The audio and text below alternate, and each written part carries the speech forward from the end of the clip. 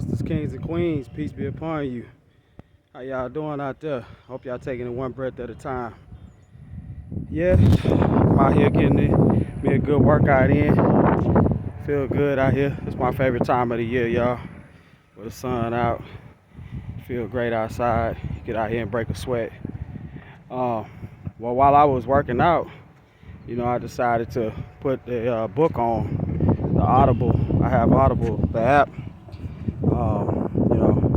I recommend to those that don't have it. I recommend y'all get it. It's a good way to put some things in your mind other than the things that we normally put. I.e. Music, podcasts, things like that. They actually have podcasts and stuff on the Audible app as well. So I recommend that, if you're busy, or, just while you don't have the time to actually pick up a book, I would recommend you get the Audible app. I'm not sponsored by the app or anything like that, but I just, throwing it out there. But the book I've been listening to is Outwitting the Devil by Napoleon Hill. Real good book. Great book, actually. I think it was written sometime after the Great Depression. I believe that was around 1928, 29, something like that. That was after the Prohibition era where, they made alcohol illegal and stuff like that. So, but anyway, one thing that I heard that stood out in the book, and I keep repeating the chapters. So there's so many different chapters that I've gone over several times. One of the chapters I'm on is chapter 6, hypnotic rhythm, and then it goes into chapter 7, the seeds of fear. And I mean, guys, y'all need to check this book out, man. This will open up your mind to the way you think. And I think I've referenced his other book, Think and Grow Rich. These are great tools to help your mind see things in a different way.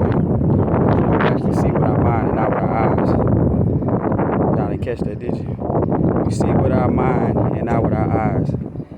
All our eyes do is get a signal from the light source, and then it goes back and gives a message to the brain, and the brain actually interprets what you see. But anyway, that might be another video. But this book, Outwitting the Devil, it talks a lot about your thoughts and what you attract. And I know you probably heard of the law of attraction, stuff like that. So it kind of like expounds on that a little bit more. But basically it says that, just what I said, what you think is what you will attract. Your thoughts, your mind. So whatever you have your mind fixed on that vibration that you put out through your thoughts is going to bring back whatever vibration that you're thinking. So for example, if you're thinking a lot about money and stuff like that, eventually, if you actually, put things into action as well, you have to actually be working towards getting money, but your thoughts are going to attract that vibration to you. And so it's also it talks about mixing thought with emotion. He references this also in Think and Grow Rich.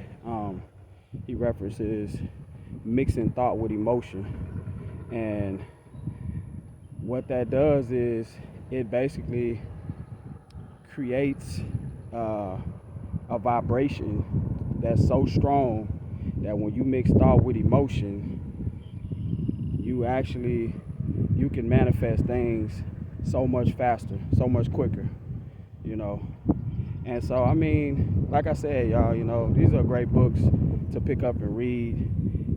It talks about all kinds of stuff, all kind of tactics that the devil uses to basically to trick our minds and to have us in a state of fear. You know, it's like all kind of stuff in it that you can listen to or you can read. These tools that he's giving you, and you know, if you're just the type of person that pays attention to what's going on in the world, you will probably pick up on a lot of this stuff on your own, because even though I'm reading these books and stuff like that, I still do the inner work. I still do the work that's inside. So, you know, everything outside of us, you know, we can use it as a tool. We can use it, you know, everything can be positive and negative. You know, you can turn a negative into a positive and vice versa, you know, but it's all subjective. What you believe to be negative, I might say, hey, that ain't nothing, man. That's nothing major, you know.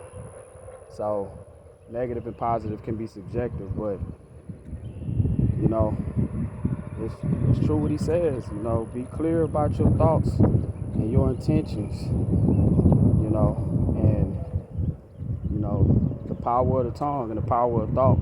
You know, that's that old saying, like, the tongue is mightier than the sword. Life and death is in the power of the tongue. But I think the past couple of years, excuse the wind, I love the wind, y'all. You can't see it, but you can feel it. Nature is beautiful. Nature is a beautiful thing. Nature does whatever it wants to do. I love that about nature. Nature is free. But, you know, we talk about speaking things into existence, but I think that one thing gets overlooked is thinking things into existence. That is very, very powerful, you know, and, you know, your thoughts create the world that you see outside of you. Everything inside of you, it eventually has to present itself in a physical form. So spiritually, you know, how you feel inside, the type of person you are and everything like that, your thoughts, what you thinking. I give an example and I'll leave y'all with this. Like when people post stuff on social media, you know, they might post like the glam life and stuff like that, right? But at the end of the day, when you see these people, when you talk to these people, the lifestyle don't quite match up. It's because that person's thought vibration, that person's inner self, higher self, whatever you want to call it, is not lining up with the post that they decide to portray on social media. And I mean, it happens all the time, you know. That type of thing happens all the time. But you want to know what a person is like, you want to know what type of people you're dealing with, just observe. Observe, because we're just reflections of on the outside of what we have on the inside. So I'm gonna leave y'all with that. Like I said, man, y'all go check out the book. Y'all know what I'm about.